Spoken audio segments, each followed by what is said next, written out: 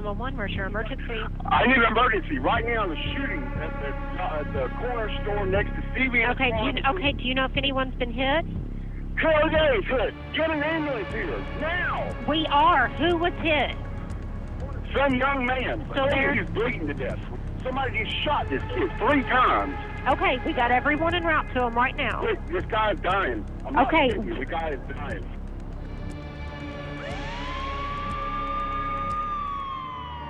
The victim was eventually identified by his identification being found in his wallet as Joseph Edward Ross. He was eventually transported to the hospital where he passed.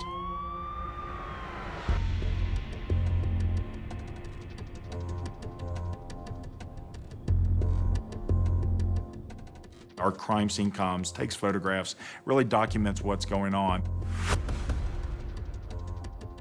Because there is a lot of activity, crowds start developing. So we start going up to those crowds. Hey, did you see what happened? Did you hear what happened?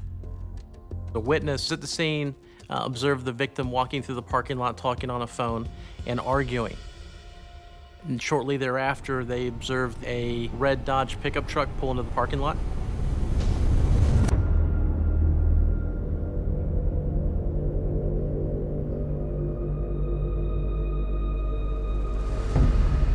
Do you have any idea why we might be here? Okay, your brother Joe was shot and killed around the corner, over at the corner store. He was shot? Yes. We're trying to find out what happened to him. Do you know anybody that drives like a red Dodge pickup truck? Well, my friend Nick does. Who's Nick? It's just someone that I met through a friend. What does he look like? Is he white or black? He's white. Okay. And he always hangs out with a black dude. Do you know the black male's name? I think it's Gerald. What else do you know about Nick? He normally carries a 38 or a 9mm. Has he ever gotten into it with your brother before? They argue about a lot of stupid stuff. Nick's really, he seems like he's crazy. I wouldn't really want to mess with him.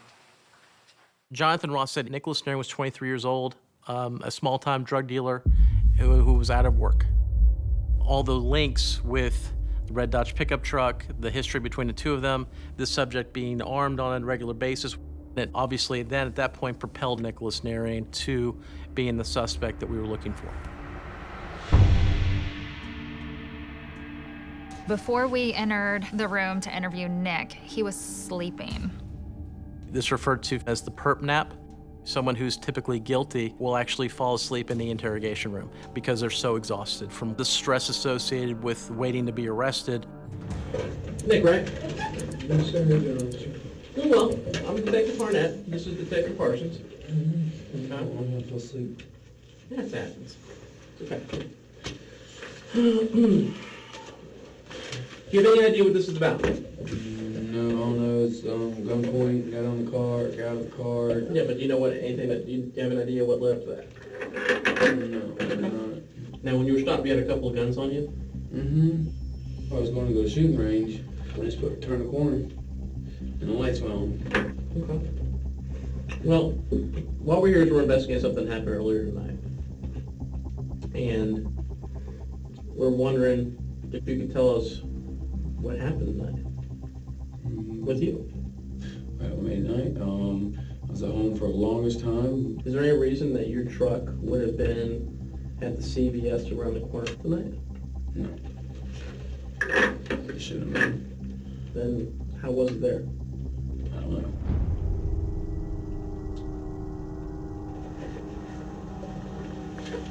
know. The reason that it was there is because something happened there. Okay? He's very engaged right now. He's up at the table, he's close in, he's in a very strong position. And at first, I'm back, so I move in to show that I also have a very firm position in my assertion that his vehicle's there.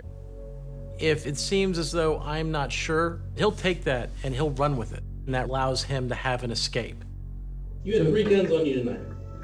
Yeah, one person, yeah. You fire any of them tonight? No. Okay. Well, let's just say, for example, that maybe it's not one of the 3 that you had on you. It doesn't alleviate the fact that you were there when shots are fired. No way. You were involved in something tonight at that location, and I'd like to hear your side of what happened there. When he's feeling threatened, he starts to back up. And the hand that he's able to actually goes into his pocket. So it's another defense mechanism that he's using where he's hiding and concealing what actually happened. You can choose to be deceptive all you want, okay? I have never But seen you on this side of town. Let me point something out to you. This thing is that you were there because people wrote down the tag number of your truck there, okay? No, the truck shouldn't have been there. Wasn't my possession. It was there, Wasn't my possession though. but you were there. I wasn't there. Yeah, you were. How do you know that? Video cameras, Did you see me in my vehicle? you're kind of distinct. So I'm guessing that thing had full video around the whole camera, around the whole store. I'm not I'm not telling even- you there's video everywhere, because there's not. At that point, I didn't have video of this shooting, but he's nodding because now he believes it. So with him, I felt comfortable throwing out the bluff in such a way because I didn't think he was going to call me on it, and I thought he would accept it. I lost him. That explains why it comes right in my ass. Does lying help you? Lying will do me Then stop it. Why did you do what you did? but the truth. Yes. Motherfucker's a okay? That's straight up honesty. Motherfucker's a okay? He deserved it. He reached for nothing. I shot the motherfucker's face. He made a noise and I shot him. No mine, that's it. His true face comes out, and it comes out in grand fashion. We were speechless. He just didn't care. It was pure evil.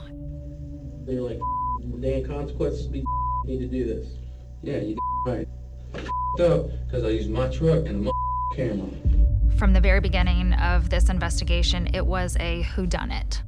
And within hours, we had the suspect in custody, we had a confession, we had him charged, and he was on his way to jail.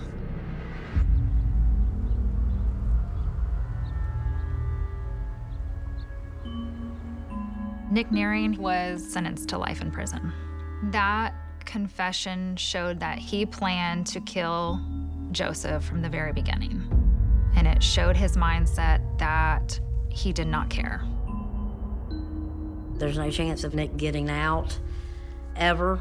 He'll die in prison, and that's probably best because I do believe that he would kill again if he had the chance.